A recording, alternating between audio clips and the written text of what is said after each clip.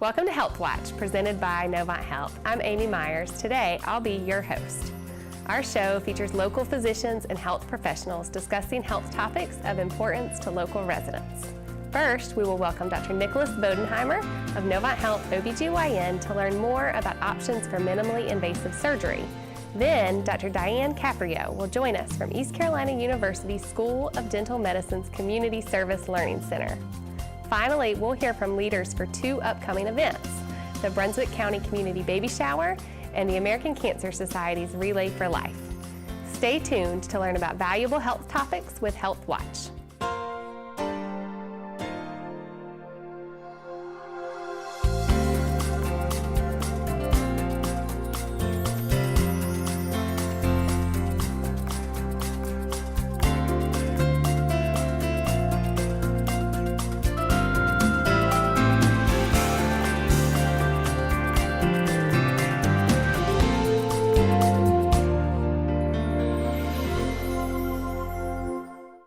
First, let's welcome Dr. Nicholas Bodeheimer of Novant Health OBGYN. Welcome, Dr. Bodeheimer. It's great to have you on the show again. For those viewers who maybe haven't met you yet, can you tell us a little bit about your education and your background? Sure. My name's Nick Bodeheimer. I'm originally from High Point, North Carolina. Okay. I went to undergrad at Gardner-Webb University. Then I went to get my master's in anatomy at Creighton University in Omaha, Nebraska. And then I went to medical school at the Virginia College of Osteopathic Medicine in Blacksburg, Virginia. Nice, you made your rounds. You I did, different spots. all around the United States, yeah. And then I did residency at New Hanover Medical Center in Wilmington, and I've been with Novant for 3 years now. Nice, time is flying. It's hard Absolutely. to believe that it's been 3 years. So you're with Novant Health OBGYN.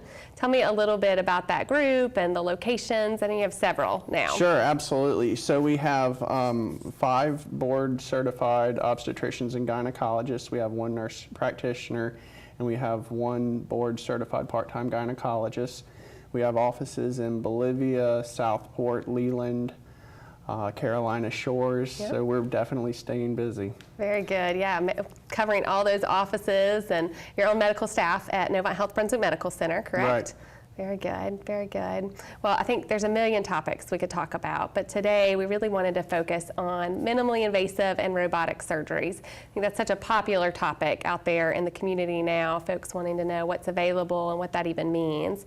So tell us a little bit about what types of gynecologic surgeries are available with a minimally invasive or a robotic option. Sure. So minimally invasive surgery is kind of an umbrella term. Under that, okay. You have what we refer to as straight stick laparoscopy as well as robotic assisted laparoscopy. Mm-hmm. When we're looking at these procedures, usually we look at procedures such as hysterectomy, correction of pelvic floor prolapse, mm-hmm. Removal of just uterine fibroids, as well as resection of endometriosis. Okay, very good. So there are kind of 4 main types, it sounds like, Absolutely. That would fall into these categories. Very good. So in general, and I know it's hard to talk about these 4 different procedures in a general way, so mm-hmm. we can certainly call them each out as well. What would you say is the primary benefit of being able to have these done on a minimally invasive basis? Sure. So on an anecdotal level, there's benefit for the physician as well as benefit mm-hmm. for the patient. Mm-hmm. In regards to the physician, and we're looking at robotic assisted minimally invasive surgery, it's another tool in our toolbox to mm-hmm. use. With the robotic surgery, we're able to sit at a high definition console and see a 3D view of the pelvis. Mm-hmm. We're able to gain magnification that we wouldn't have with mm-hmm. traditional or straight stick laparoscopy. And we also get a high degree of dexterity with those instruments. With straight stick laparoscopy, which is what most viewers may be familiar with, a doctor standing beside the patient and using instruments this long mm-hmm. doing surgery, we're able to have instruments that are able to mimic our hand motions. So whereas straight stick laparoscopy, it's pretty much up, down, side to side, you may get a little turn. Mm-hmm. With the robotic instruments, we're able to get different degrees of bend with those instruments. Wow.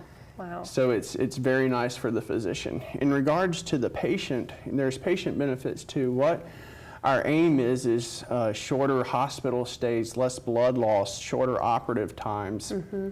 minimal scarring. And those are all benefits that the patient could expect. So shorter recovery, less scarring. Those certainly are very important to patients. That's great.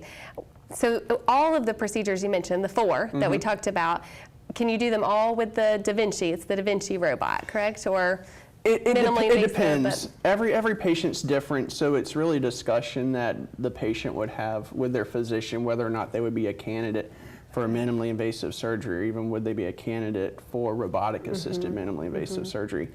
When I see a patient and we start to discuss their case, we go through all the different options. And the first question is, what's their diagnosis, and would be doing nothing, would that be a possibility? Sometimes hands-off is the best approach. Right. Then we discuss medical options for their case. Then finally we discuss if there's any surgical options. When we're discussing surgical options, you want to look at the patient's anatomy to see whether or not they would be a candidate for minimally invasive surgery.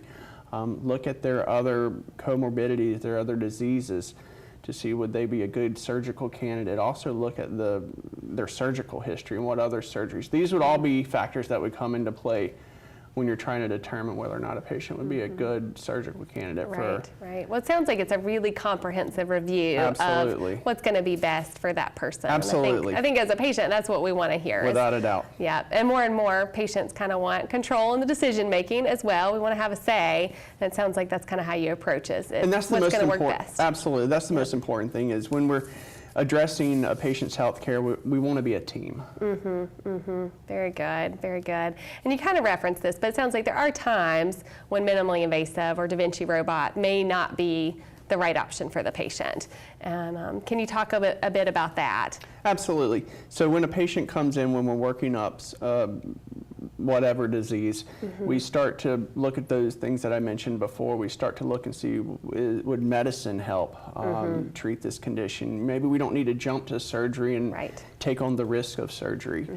We look at their medical history, look at their surgical history, we look at their anatomy now. All those would be different factors that we would consider before telling a patient that they would be a candidate for robotic-assisted minimally invasive surgery. Yeah, that makes sense. Well, I think people want to hear, we're going to try all the options before surgery, but we're ready for that if we need to be. Thank you so much for taking the time to join us today. As we wrap up, is there anything else you'd like to share about the robotic surgeries or about your clinic? If anyone's interested in discussing further robotic-assisted minimally invasive surgery, myself as well as Dr. Thompson perform robotic-assisted minimally invasive surgery, so they can make an appointment to discuss their options with us. Wonderful. Our number is 910-721-4050 at the main clinic in Bolivia. And we'll be happy to sit down with anyone and talk to them about their options. Great, very good. It sounds like, so you and Dr. Thompson are the two gynecologists that perform robotic. And then you have a full clinic doing OB and other GYN services as well. Absolutely, yeah. We pride ourselves on providing comprehensive health care for women from adolescence all the way to postmenopausal period. Great. Well, thank you for taking time to be with us today, and thanks for the services you're providing in the community. We appreciate it. Glad to be here.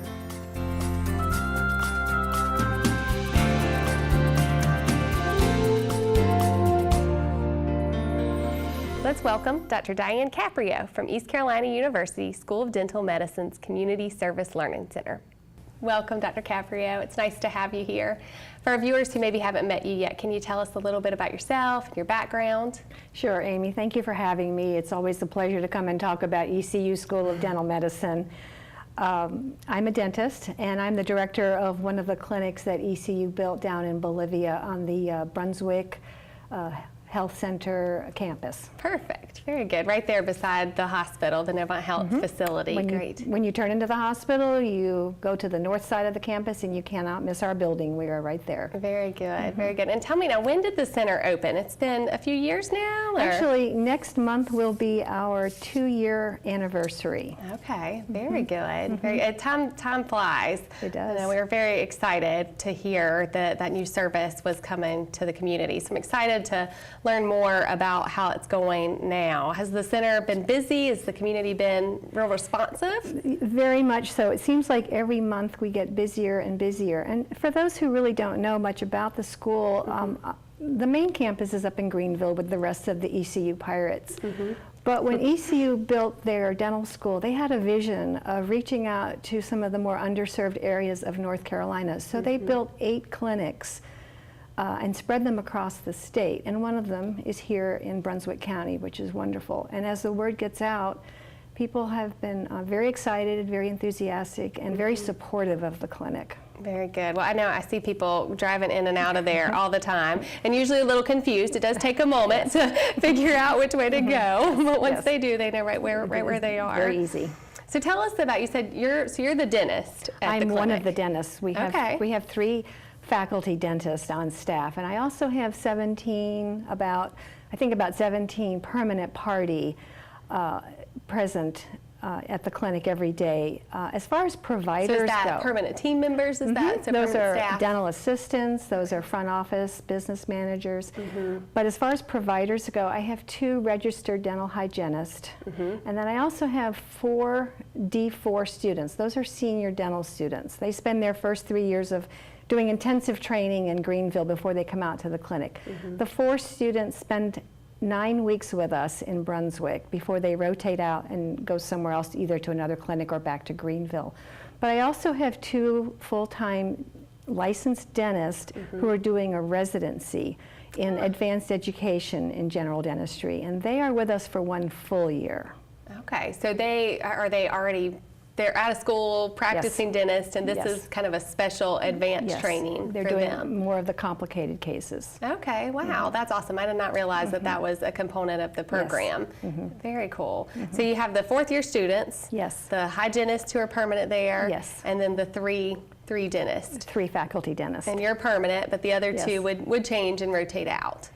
The other 2... The other 2 dentists? No, they are permanent party. Okay, they're permanent as well. Okay, I thought since they were doing sort of a residency that they also might... It's a little confusing, but there are 3 permanent faculty and there are 2 residents. Right. Well, I think that would be reassuring as a patient going there to know that you've got some stable continuity of care. Right, very good. Yes. So the students, let's talk about the 4th-year students, because that's such a cool aspect of this program, I think. They're here for 9 weeks. Do they live in the community while they're here? They sure do. The school has rented a house in Brunswick County, and the students live there, and they get out into the community, and they're fairly active. Every single one of them volunteers at the New Hope free dental clinic. Oh, how cool. So we will spend 4 to 6 evenings a month over there at the New Hope Dental Clinic. Very good, very good. That's great to hear. I mean, we are very supportive of the New Hope Clinic and have had them on the show as well. Yes, so. it's a wonderful place. So much outreach to the community that you guys are doing. So I know with ECU, you talked about all the dental service learning centers. Do they see this as a way to get the students to relocate to these areas to ultimately? Oh, absolutely. I can speak for Brunswick. I know in the short time I've been here, I've seen 4 ECU students settle into the community. Wow, and that's I know amazing. of 1 more coming, That's great, that's great. What a neat program and a neat way to recruit to these areas that, we've got the beach, but I know sometimes can be less popular since they're more rural. Yes. Very good. Well, let's talk about from the perspective of a patient, someone who might be interested in coming to the center for dental care. I understand there's some financial assistance available. Can you talk about how that financial structure works for patients? Well, first of all, our fees are generally about 1/3 less than those in private practice. Okay. And then ECU offers a payment plan that's their own particular plan. We are Medicaid providers, and we do accept all dental insurances. Now, for those patients who financially qualify, we do offer a reduced fee schedule. We have a patient care fund where they can get up to about $1,000 towards a particular procedure. And then we also have teaching cases. So a particularly interesting case for one of the residents, we can fund up to maybe $1,500 towards the procedure.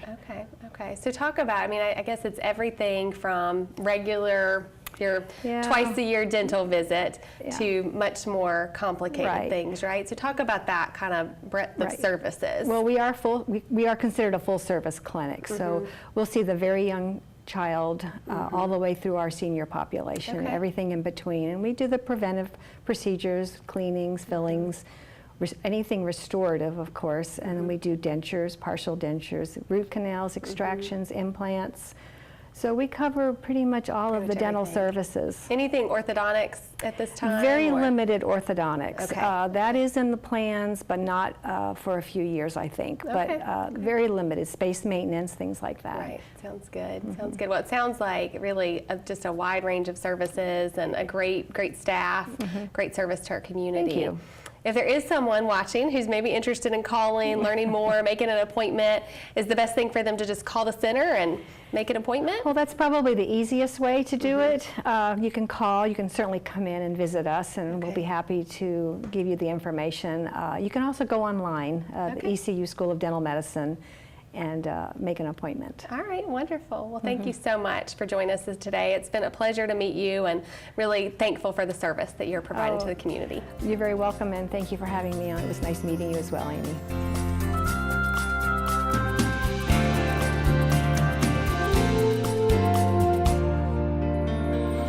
Now we will meet Belinda Phillips and Lauren Haigler to learn more about the Brunswick County Community Baby Shower. Belinda and Lauren, it's so great to have you on the show. Thanks for taking time to be with us today. Before we start learning more about the community baby shower coming up, I'd love to learn just a little bit about you and your role at Novant Health. Belinda, do you want to? Yes, my name is Belinda Phillips. I am the lactation consultant for Novant Health Brunswick.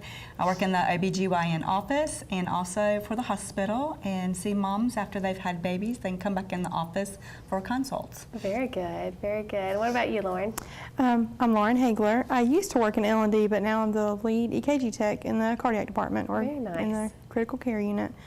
And I just have a passion for babies and women's health. Very good. Well, I know you've been involved with the baby shower from its start, right? Yeah, four Absolutely. years. This is the Yes. fourth year of the baby shower. Very good, very good. Well, for our viewers who may not be familiar, Lauren, why don't you just tell us a bit about what community members can expect at the community baby shower? What is it? Yeah. So you come out and you'll get a Novant Health bag, and we'll have a few goodies in it this year. I think that's going to be the first year we're going to do that. And you can get tickets, and you go to different booths and get information from the community pediatricians' offices, things that the health department will offer, car seat safety check information from Charlotte Fire Department. You know, they were there last year, and I think they're going to try to make it out this year. This year we're going to have a Girl Scout troop out there, you know, doing a little bit of their community service and getting involved. So, you know, Very it's just a fun good. A time. full community event, really Yes. serving any new mom in the community, someone who's expecting. Yep, or has recently had, I think we've Yes. done that too, recently Okay. had a baby. Okay, so when and where will the event be? April 28th, it's going to be at Mulberry Park in Charlotte from 9 to 12. Okay, and that's a Saturday, right? So Yes, Saturday, correct. April 28th at Mulberry Park right there in Charlotte off of Main Street, correct? Yes. Okay, very good. Well, Belinda, I think we've mentioned community partners. Do you want to talk Right. about some of the community partners that will be on site that day and what people can Yes. expect from those? We are very excited. The health department is going to come and have several booths. They're going to showcase what they offer to the community for our pregnant and young participants in the community, some child care service, some child services for coordination. They will have their WIC office there, so there's going to be a lot of information from them. Our Brunswick Family Assistance is going to be there, showing some of things that they are offering to the community. Samara's Village is a teen organization focused with our teen moms. So some really exciting things for moms who are coming in the community to kind of get some information. Right, very good, very good. And there will also be, it's a free event, and there's some helpful items as well, right? So we usually take donations ahead of time and then give those. Is that right, Lauren? We do, yes. We get donations through the hospital workers, and then all of the local businesses and people that participate, and community members. They usually donate items. What types of things can people expect? Last year we had lots of new baby clothes, toiletries, baby gear. We had, I think, 9 car seats last year, Yes. strollers, Wow. pack and Yes. place. We always do diapers and wipes, and then various groups will also bring out things that they want to donate. So, Very good, very good. So people who come get a lot of great information and also walk away with some things With to some baby gear. help them get ready for baby. Very good, very good. Well, but you know, before we wrap up, is there anything else that you would want people to know about the event? Just that it's free. It's free and it's informative. You can come out if you don't know what our community offers for you. This is the best place to go to get that. There's information on our hospital, our lactation consultant. You know, our hospital. You get to find out a little bit more about us. You know how great we are at Novant. So that's it's always a obvious, plus. right? Yeah. But different options as far as pediatricians and you know different options as far as if you need help with breastfeeding and breast pumps and. We're also you going to have know, a dental. Yes. It's going to have a booth. Yes. Yep, Nice. and Brunswick Family Assistance is going to come out this year, and they offer tons and tons of services for the community. So it's going to be a huge, huge Sounds thing. like all about giving a good start for Yeah. these new babies coming into our community. Very good. So now I want to ask if anybody who's watching is interested in donating, maybe donating items, could they drop things by the hospital?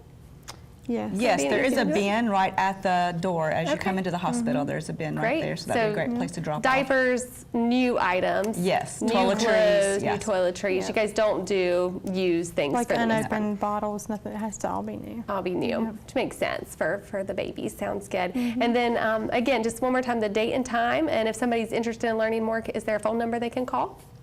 Yep. So Yes. it's going to be Saturday, April 28th, from 9 to 12 at Mulberry Park in Charlotte. Great. And on the event flyer, which is it's all over the county. It's on Facebook. It's on our homepage.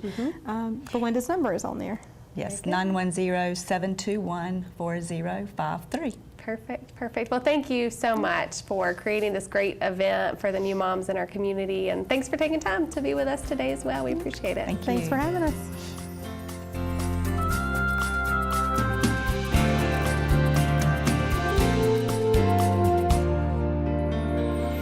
And finally, let's meet Kecia Taylor with the American Cancer Society. Kecia, welcome. We're so glad to have you on the show. Can you tell us just a little bit about yourself and how you found your way to working with Relay for Life?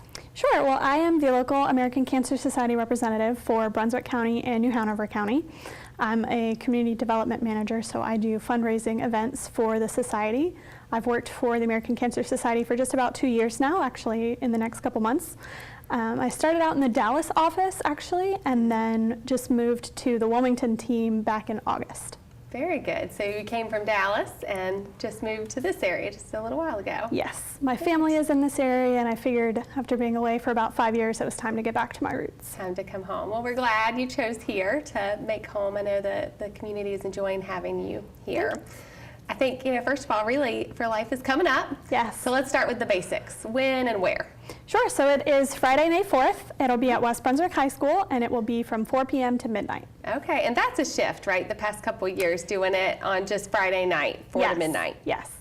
We've changed from the overnight time frame, trying to be a little bit more accommodating. People just have a lot more going on in their lives now. So we found that it's difficult to keep people overnight. So we're looking to shorten it and keep people energized throughout the entire time. Very good. Well, I've heard good feedback. I know last year I think that was received really well in the community. Yes. How did you get involved with Relay? I know you said in Dallas first, but was it kind of a personal passion? Yeah, well, I lost both of my grandfathers to different types of cancers, and I have many friends and family friends that have battled with the disease. So I actually started relaying in college and had always kind of been a dream to work for the American Cancer Society. Didn't start out my career in the field, but was lucky enough to get in Dallas. Very nice. Well, I know everyone around the Relay for Life community that I've met shares such a passion for their work or their volunteer work. Yes. and what Relay is all about. So tell us a little bit about the event. We talked about when and where, but I know there's always a ton of activities going on as well. It's much more than just walking around a Right. track. So maybe for somebody who hasn't been before, can you share a little bit about that? Absolutely, but we'll have our different ceremonies going on. So we always have our Survivor Lap first, where we honor and recognize survivors and caregivers. And then we have our Luminaria ceremony, where people will light the bags that they dedicate in honor or in memory of a loved one. But this year we're going to have some live bands, so we're really excited to be having the Back Porch Rockers, Lockwood, and the Bad Alibis, I believe is what it's called. Nice. Sounds like a lot going on. And there's usually a ton of good food, I remember, Yes. as well. Is that still the case? Absolutely. And crafts and vendors, some of those kind of things as well. Yep, different live performances from some local dance groups or things like that is what we're working on. We don't have the schedule perfectly ironed out for entertainment, so we'd love to have some people volunteer if they have an interesting act they'd like to perform. Sounds good. Sounds good. The Survivor Lap is always such a neat part of the event. It's very powerful. And that's it. Just any survivor in the community can be a part of that. They just sign up for relays. Absolutely, and to us, the survivor is anyone who is battling cancer. They're a survivor. They've survived their diagnosis, and they're surviving every day after that. And even going through treatment, they're surviving their treatments. So they don't have to feel like they've won, the disease to be considered a survivor for us. We want to honor them and recognize the battle that they're going through and show them that they're not alone. Yeah, I appreciate that so much. It's such a great perspective and a neat way that I think the American Cancer Society thinks about it. I know it's a fundraiser, so Yes. let's talk about how the funds raised that night. It's fun. It's a fun event, number one, but it's for a good cause. So how do the funds get used? What can people expect of that? Well, the American Cancer Society is fighting cancer from every angle. So we are funding and conducting life-saving research. We're promoting healthy lifestyles and helping people take steps to prevent cancer or to find it at its earliest, most treatable stages. And we're providing everything from emotional support, cancer information, and even insurance advice to free rides to treatment and even a free place to stay when the best course of treatment is far from home. So we actually have a 24 hours a day, 7 days a week telephone line at our 1-800 number that is manned to help offer those services. And our cancer.org is available with a plethora of information as well. But more specifically here in Brunswick County, we actually have a really good growing and expanding Road to Recovery program, which is where we have volunteers who help us get cancer patients to and from their treatments. So just in the past year, we've gone from 7 drivers in this area, that was in 2016, to over 30 drivers in 2017. That's awesome. And those drivers have helped us to be able to give 1,300 rides last year alone in New Hanover, Brunswick, and even now Pender County. That's great, and that's such a valuable service. I think anywhere, but Brunswick County is a large county. Yes. And it often does involve driving to receive care, and we have people with transportation challenges. Yes. So, and even someone, balancing a diagnosis like this, I think that would mean so much to take that pressure off, that concern and worry. And oftentimes people don't realize it's not something that if you have a treatment, it could be every single day of the week, and it's not something that family members could take PTO for that. Right. So we have volunteers, and we're always looking for more drivers if somebody is willing to just simply drive a cancer patient to and from treatment. It's really powerful to be able to give that type of service, and it's a one-on-one connection with that survivor. Yeah, I can imagine that would be a very fulfilling experience for the volunteer as well. Well, before we wrap up, I want to make sure that you've talked about some great things that people can do. So I want to be sure we kind of finalize with how can people volunteer, how do they get involved with Relay, what's the best way to connect in with you? Well, the best way to register is just to visit our website, which is relayforlife.org/BrunswickNC. Okay. And so when you pull that up, it has all of our information about our meeting dates and all of the activities that we have going on. And you can just click Join This Relay, and that'll be how you register. That is how our survivors register as well. So even if they've registered in the past, they definitely need to go ahead and register again each year. But if they don't have access to a computer, they can dial our 1-800 number, which is just 1-800-227-2345. You did that well. Thank you. I say it a lot. Someone will be able to assist them with getting registered. Okay. We also have paper forms that are available, so at our different meetings, we're able to provide some of those, and we send those in and can get those put in. Okay, wonderful. And what if somebody's interested in volunteering maybe with Road to Recovery or one of the other services? Will those same channels be able to get them to the right folks? Yes, absolutely. So what will happen is when they speak with the representative at the 1-800 number, they'll let them know, what they're interested in, and they'll be able to connect them directly with me. Perfect. Well, great. Thank you so much for joining us today and for the service you're providing to our community. We It's a pleasure. appreciate it. Thank you.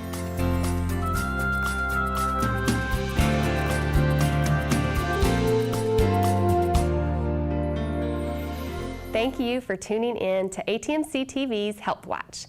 I hope this information was beneficial for you and your family. If you have any questions or topics you would like to see discussed on a future show, please email them to atmctv@atmc.com. Visit NovantHealth.org for more information on Novant Health Brunswick Medical Center, local doctors, and general health information. Thank you again for joining us today. Be sure to join us next time for HealthWatch on ATMC TV.